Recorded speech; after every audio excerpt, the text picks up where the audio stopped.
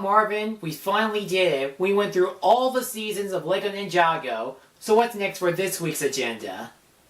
I think it's time to take you to the next level. What do you mean? I want to see what you have what it takes to review an adult anime film.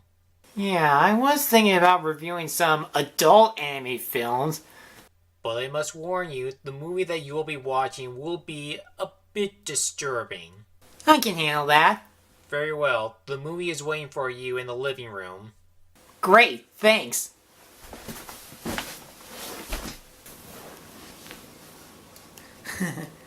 Alright, let's get to it.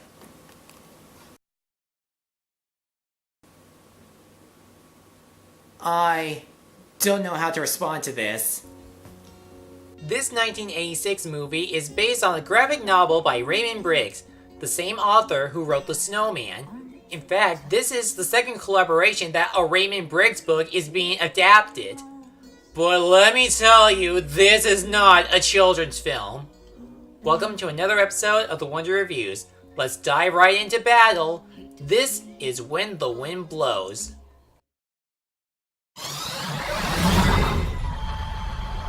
This movie and the book is supposed to be a commentary of the Cold War and its nuclear warfare. Two elderly people receive news on the radio that a nuclear bomb will drop on their humble town. The husband, named James, has to make sure that their house is 100% bomb-proof with the help of the government brochure called Protect and Survive. After he built the bomb shelter, the bomb blew up their entire village. So the two senior citizens must wait until the war is over and a rescue party will come to escort them.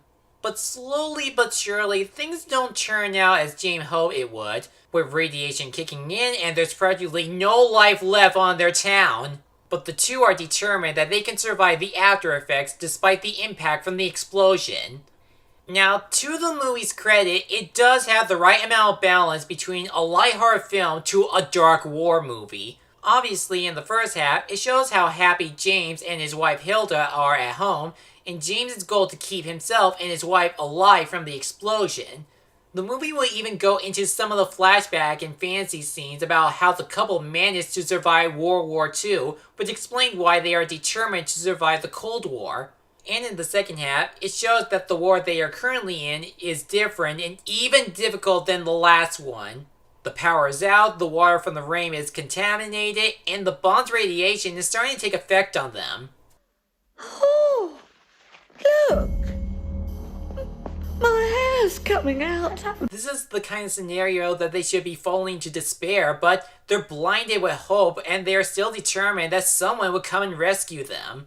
And so do we, because we want them to survive this radiation. Another thing that makes this movie stand out is the powerful message of the anti-nuclear movement, showing how one nuclear weapon can destroy any form of life from all the plants to the innocent homes and citizens. The story is far different from The Snowman, but you will feel shocked about what you just witnessed, and I mean it in a heartfelt way. There isn't a lot of characters in this movie because they only focus on two main characters.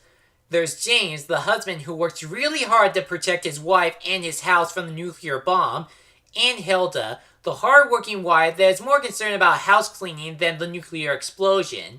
However, I do have one issue with Hilda. There are times in the movie that she can be a bit stubborn and doesn't listen to Jane's survival rules, despite the fact that the bomb is going to blow up their entire village. I better get out and put them in soak now. Stay in! Don't you dear. shout at me, James. But to be fair, the movie makes it up for it with the relationship between the two seniors. Despite they sometimes argue and with the radiation taking effect, they are still in this together. They still love each other and they will not give up. There are a few characters that they mention in the movie, like James' son and the radio announcer, but they really contribute little to nothing to the plot since it's only focusing on the two main characters. But the movie doesn't need a lot of characters because two characters are enough to contribute the story.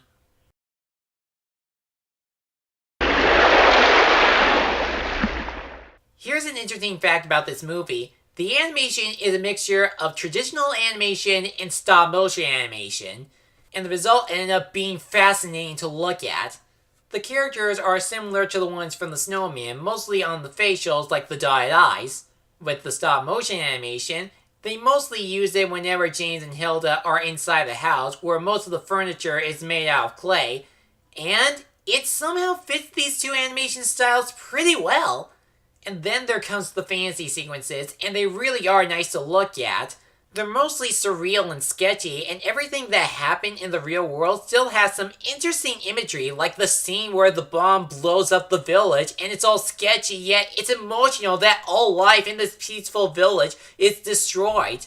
Even the rest of the backgrounds look engaging, where we have a lot of vibrant colors at the beginning and the grim atmosphere after the explosion. The only nitpick I have of the animation in this movie is with the character animation. The way the characters move feel like it's TV quality, where the movements are a bit limited. There are some live action footages they use like on the flashbacks and some of the clouds in the sky, but they're okay. Even if this is a dark movie, the animation is still spectacular to gaze upon.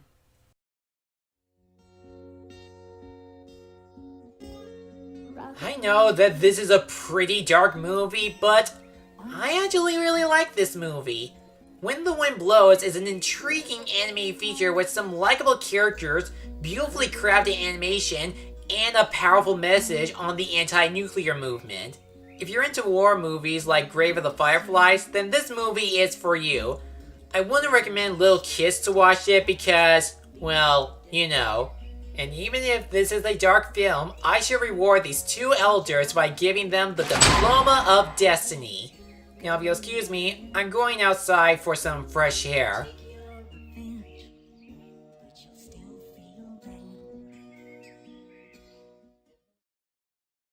Thank you for watching my video. Feel free to like, comment, and subscribe me to share your thoughts. And stay tuned every week for a new review and other project. See you soon.